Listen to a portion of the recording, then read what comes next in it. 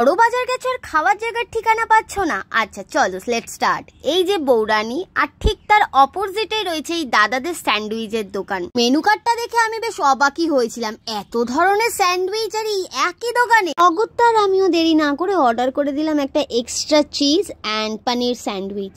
বেশ কিছুক্ষণ অপেক্ষা করার পর দাদার এরকম প্রিপারেশন দেখতে দেখতে আমার মনে একটা প্রশ্ন জাগলো যে এত স্যান্ডউইচ একদিনে বিক্রি হয়?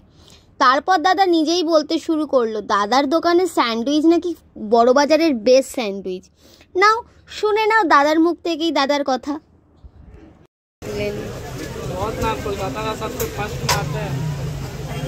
প্রথমে বিশ্বাস না করলেও পরে যখন দাদা আমাকে স্যান্ডউইচটা সার্ভ করলো তখন সত্যি আমি জাস্ট ফ্ল্যাট হয়ে গেছি।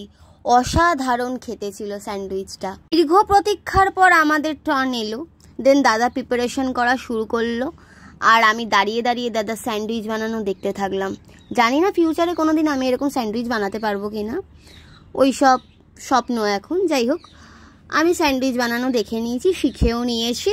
ফিউচারে কোনোদিন বানালে তোমাদের সাথে রেসিপি শেয়ার করব। দাদার স্যান্ডউইচ বানানো ডান, এবার আমাদের সার্ভ করবে। আমি স্যান্ডউইচটা খাওয়ার পর আমার একটাই রিয়াকশন হয়েছিল, জাস্ট লাইক আ ওয়াও ওয়াও ওয়াও। এমনি আমি হাগুড়ে, আমার খাবার প্রতি কোনো বাদবিচার নেই, আমি সব খাই।